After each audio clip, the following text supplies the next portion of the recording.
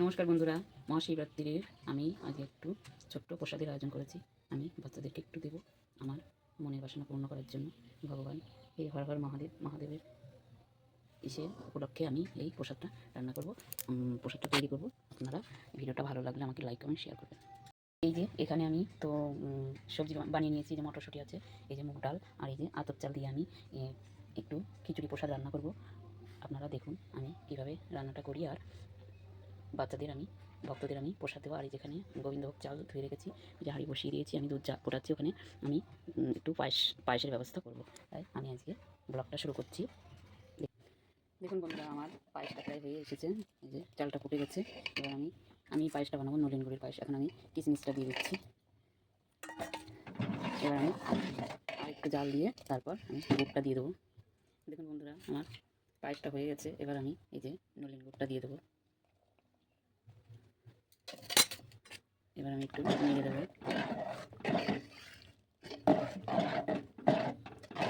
দেখুন বন্ধুরা, এই যে গুড়ের কালার চলে এসেছে। দেখুন বন্ধুরা, আমার এই যে পায়েসটা প্রায় হয়ে গেছে। আমি এবার আরেকটু ফুটিয়ে আমি নামিয়ে দেবো। এই যে একটু জাল দিতে হবে, তার মানে গুড়ে একটু জল টাইপের ওটা একটু টানবে, তারপরে আমি নামিয়ে ফেলবো। হ্যাঁ, হ্যালো বন্ধুরা, দেখুন তো আমি যে পায়েসটা আমার হয়ে গেছে। এবার আমি বন্ধ করে দেবো উনুনটা। নলেন গুড়ির পায়েস। দেখুন বন্ধুরা, আমাদের নলেন গুড়ির পায়েসটা হয়ে গেছে। এই যে দেখুন বন্ধুরা, আমার নলেন গুড়ির পায়েসটা হয়ে গেছে। আপনাদের যদি ভালো লেগে থাকে তাহলে আমাকে লাইক কমেন্ট শেয়ার করবেন। নমস্কার। হ্যাঁ, এবার আমি দেখুন বন্ধুরা, আমি ডালটা ভেজে নিচ্ছি, মুগ ডাল। এটা ভেজে আমি ধুয়ে নেব আর একটু, ওর জন্য কড়াই গরম করে কড়াইতে দিয়ে ভেজে নিচ্ছি।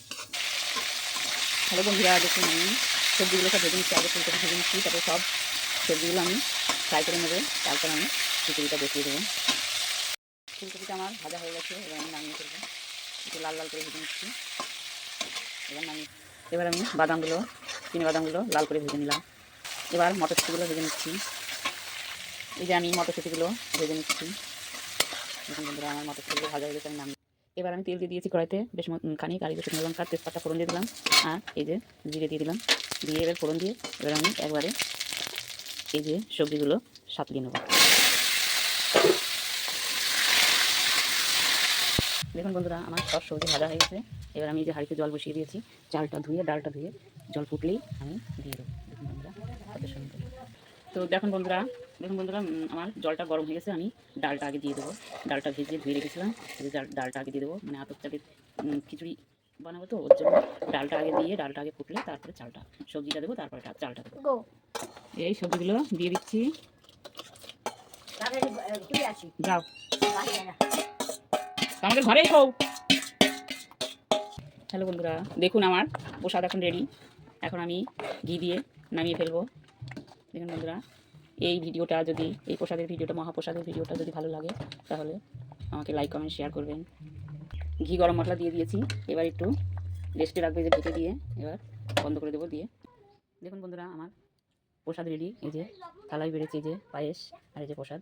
আপনাদের কার কার এই খিচুড়ি খেতে ভালো লাগে আমাকে লাইক কমেন্ট শেয়ার করবেন। নমস্কার বন্ধুরা। মা আজকে কি রান্না করেছো? আজকে প্রসাদ রান্না করেছি, দেখ, খেয়ে দেখ কেমন হয়েছে।